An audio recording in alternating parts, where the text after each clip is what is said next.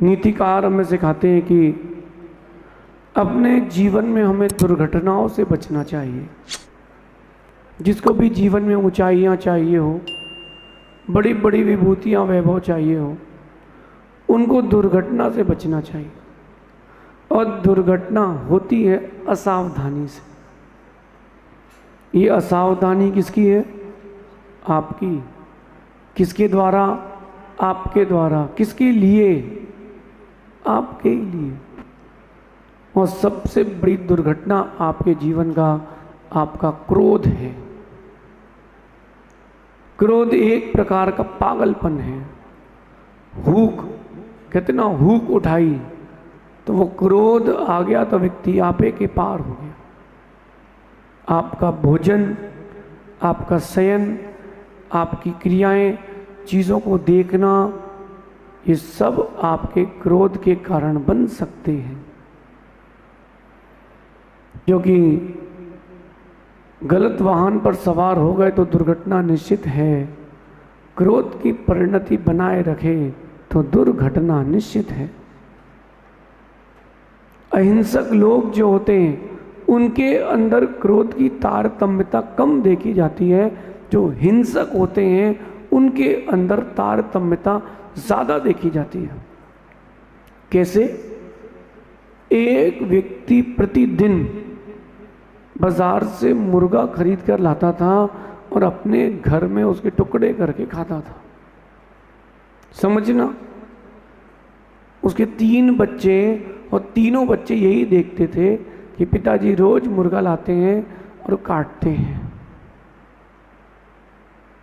कहाँ मनुष्य पर्याय अहिंसा के लिए मिली और कहाँ हिंसा में लीन कर ली। कोई बात नहीं। एक दिन बड़े बेटे ने सोचा कि पिताजी आज लेट आए हैं तो आज तो मुर्गा कटेगा नहीं, छोटे भाई को काटेंगे। तो उसको नहीं पता कि ये जीव है। उसने छुरी उठाई और एक धार से उसकी गर्दन काटना चालू कर दी, छोटे भाई की। खून खून हो गया और छोटा भाई वहीं ख़त्म हो गया।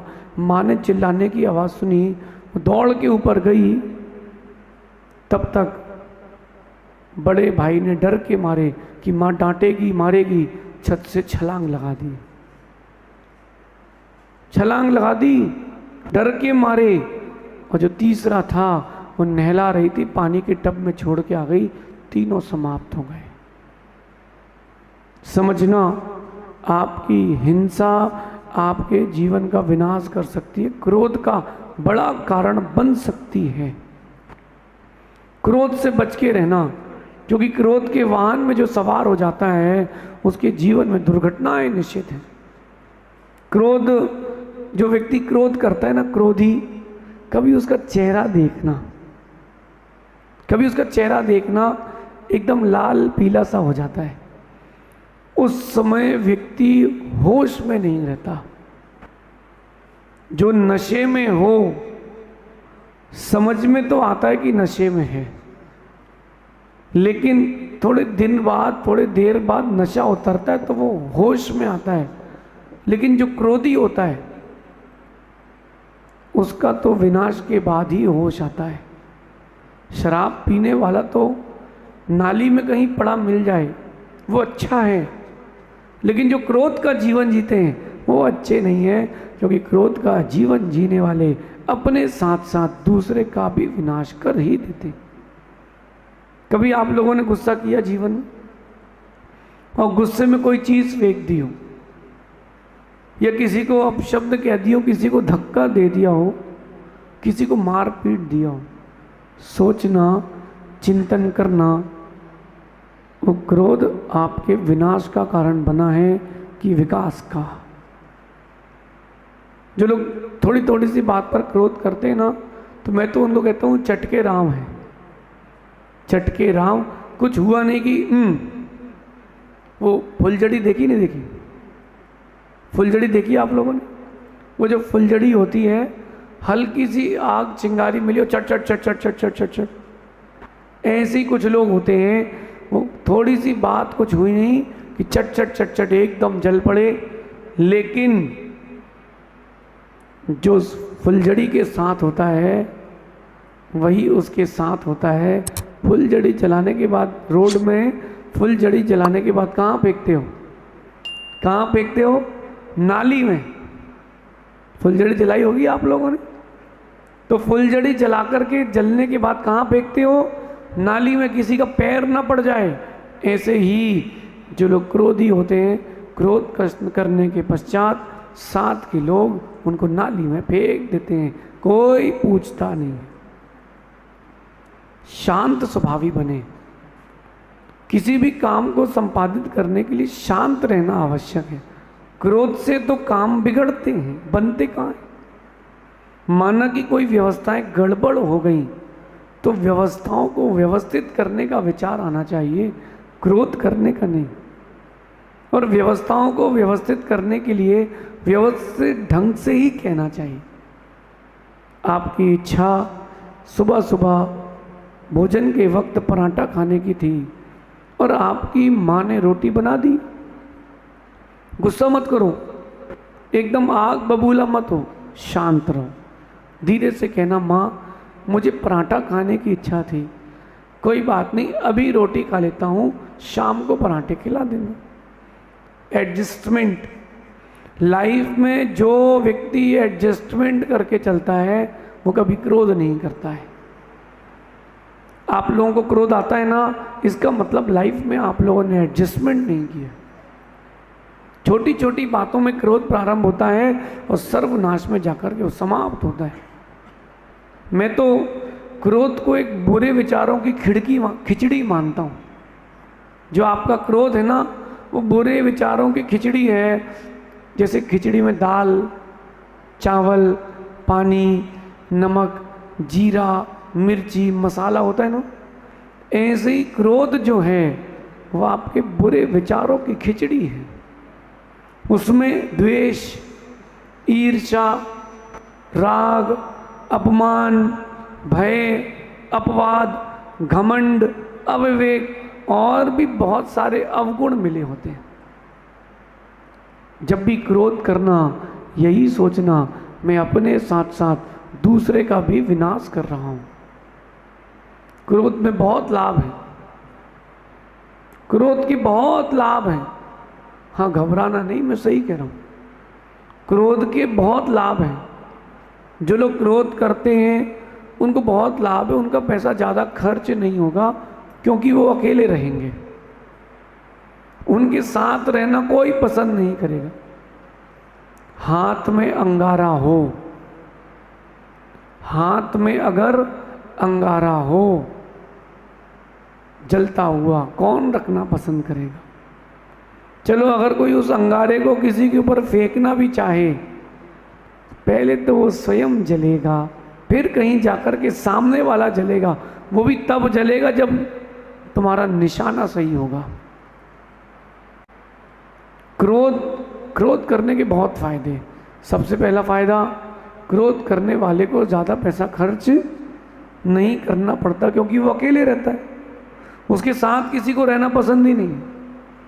अपने ग्रुप में आप देखो, परिवार में, समाज में जो क्रोध करते हैं ना, उनसे लोग दूर रहना पसंद करते। क्यों? अरे अभी पता नहीं क्या बोल देगा, एकदम से पता नहीं क्या चटक जाएगा, तो बोले यार उससे दूर रहो, बोलो ही मत। तो एक अच्छा ये भी फायदा है, लोग आपसे कम कहते हैं, उसके कान सुरक्षित रहते हैं, लंबे समय तक चलते हैं। और भी बहुत सारे फायदे हैं। जो क्रोध करता है उसको अकेले रहने की आदत हो जाती है। क्यों? कौन झेलेगा? वैसे ही तो संसार में तपन बहुत है और फिर ऊपर से क्रोध की तपन कहने ही क्या। मैं आप सबको एक बात बताता हूँ, जब भी आप क्रोध करें समझ लेना आप अपनों से दूर हो रहे हैं। भले ही वो आपके अपने आपसे कहें ना कहें, लेकिन वो आपसे दूर तो ज़रूर होते हैं। देखना, मैं आपको एक चीज़ दिखाता हूँ। माना कि ये दो लकड़ियाँ हैं, माना कि ये दो लकड़ियाँ हैं और एक लकड़ी दूसरी लकड़ी से जुड़ी हुई है। 1000 तार लगे हुए हैं। कितने? 1000 तार दोनों को जोड़ के रखे हुए हैं, एक परफेक्ट बैलेंस चल रहा है। सुनते जाना। अब आपने क्रोध किया, एक तार यहां से टूट गया। आपने क्रोध किया और ऊपर वाले से एक तार टूट गया आपका। फिर दूसरी बार कभी क्रोध किया, दूसरा तार टूट गया। ऐसा क्रोध आपने 50 बार कर लिया। ये जो लकड़ी का बैलेंस था वो डिसबैलेंस हो जाएगा। सही है ना? फिर कभी उसने किया, कभी आपने किया, कभी उसने किया, कभी आपने किया, करते करते एक दिन दोनों लकड़ियां अलग अलग हो जाएंगी। बस यही कारण लकड़ियों को अलग करने का, यही कारण जीवन से अपनों को अलग करने का। आप अपने जीवन को क्रोध से नहीं, शांति से, क्षमा से जोड़ें। मैं तो ये मानता हूं कि क्रोध करने का सीधा सा अर्थ है अपना सर्वनाश करना। अब कई लोग सोच रहे महाराज जी आपकी बात तो ठीक है, लेकिन क्रोध नहीं करूं तो काम नहीं बनता। सेठ कह रहा है कि नौकर सुनता नहीं है। जो सेठ है, व्यापारी है, वो कह रहा है कि नौकर सुनता नहीं है। घर की माताएं कहेंगे कि बाइयां सुनती नहीं है। काम बनाना है कि अपना काम बिगाड़ना है? मेरी बात समझ रहे हैं ना आप? काम बनाना है कि अपना काम बिगाड़ना है? अरे जो बात गुस्से में कह रहे हो भाई, सही ढंग से प्यार से भी तो कहना सीखो। किसी भी ढंग से काम करोगे तो चीज़ें बनेंगी। मैं आप लोगों से एक बात करता हूं कि जब आप भोजन करने बैठे हों और कोई रोटी आपको यूं फेंक के दे, भोजन करने जाओगे ना आप लोग, अभी कोई रोटी यूं फेंक कर दे, कैसा लगेगा? अच्छी लगेगी? बोलेगा ले खा ले, ओए तो रोटी खा ले। ये शब्द कैसे लगेंगे? ये शब्द कैसे लगेंगे? बुरे लगेंगे। रोटी खवेगी, रोटी अंदर जाएगी।